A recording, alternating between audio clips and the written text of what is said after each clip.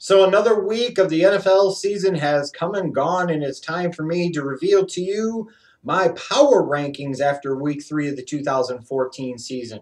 You can check out my rankings from 32 all the way up to number 1 down below in the description box. I'll just give you some general thoughts now about these power rankings. Looking at the bottom 5, I moved Jacksonville down to number 32. When you look at it, technically they've suffered 3 straight blowout losses. They've earned their place at the bottom, at least for now. Although things are looking up just a little bit now that they have finally decided that their plan was stupid and it is time to see what you've got in Blake Bortles, because it most certainly couldn't get any worse. I'm not going to overreact to one terrible, horrible, embarrassing blowout loss on the road on Thursday night by the Bucs. They're still one of the worst teams in the league right now, but I think Jacksonville is worse. Let's not forget that Tampa Bay did play a couple of close games to start the season. We're very close to potentially having a chance to at least be 1-2 at this point in time.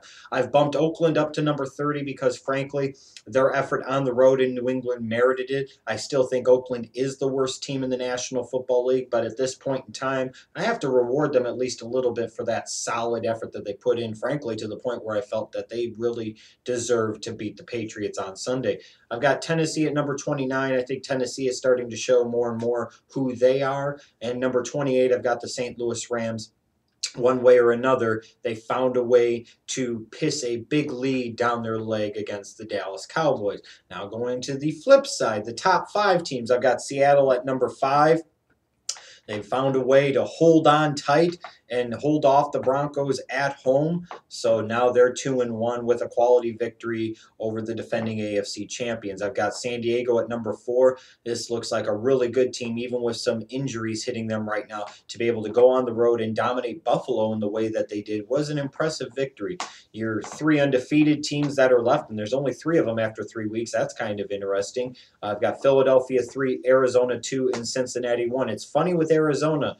Part of the reason I picked them to not do so well this year is the fact that I envisioned Carson Palmer would get hurt and they didn't have anything behind him. Well, Carson Palmer has gotten hurt, and they've still won their last 2 games behind backup quarterback Drew Stanton. Go fucking figure. That's the NFL for you. Philadelphia at number 3. They keep finding ways to win games. I just wonder if they're playing with fire, and at some point in time it could cost them a little bit. To me, right now, I look at it and I say, like I did last week, the best team in the NFL that nobody is talking about is the Cincinnati Bengals. And I think the way it sits right now at 3-0, 3 victories, they've got to be the team to me. They've been really good. They're a balanced team, a very deep team. I like what I see out of the Cincinnati Bengals so far to start off the 2014 season. There are a few teams where I think the arrow is pointing in the upward direction for them a little bit. I got to give credit to the Steelers now. They're 2-1.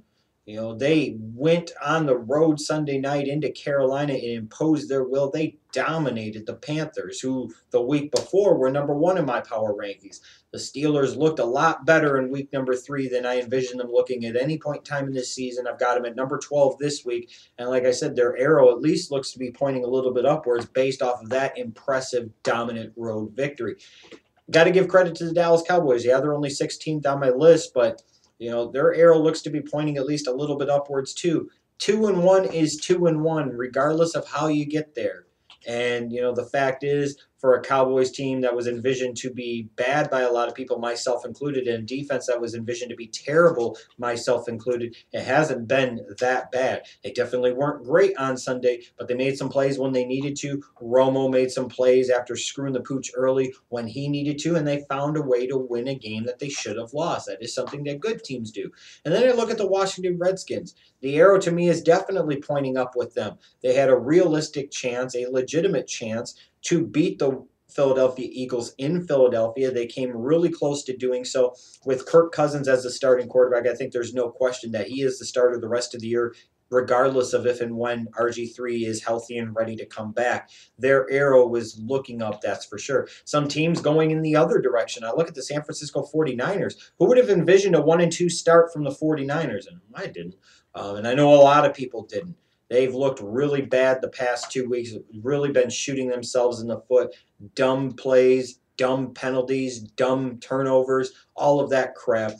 they're a team that looks like they could be in some serious trouble. The Green Bay Packers at 1-2 are another team that look like they're in serious trouble. Their defense hasn't been good, but that's not a huge surprise. The surprise to me has been the fact that their offense has been less than stellar. Aaron Rodgers doesn't look like Aaron Rodgers. They're getting nothing out of the running game in Eddie Lacy. Their offensive line is not very good. Their receivers aren't making the plays that I would expect them to.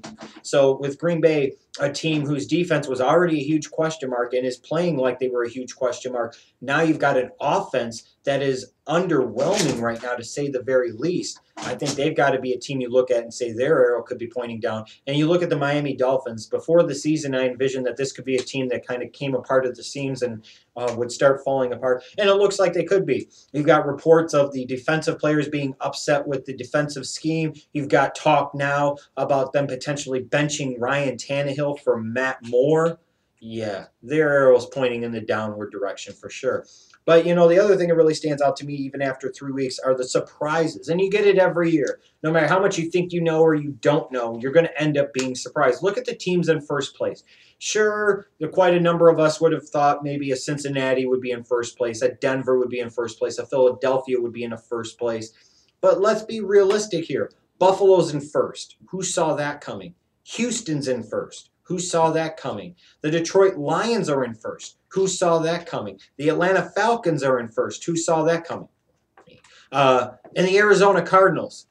Who would have expected them to be 3-0 and leading the NFC West? A lot of people were picking the Cardinals to make the playoffs, but a lot of people were picking them to be the second or third best team in that division.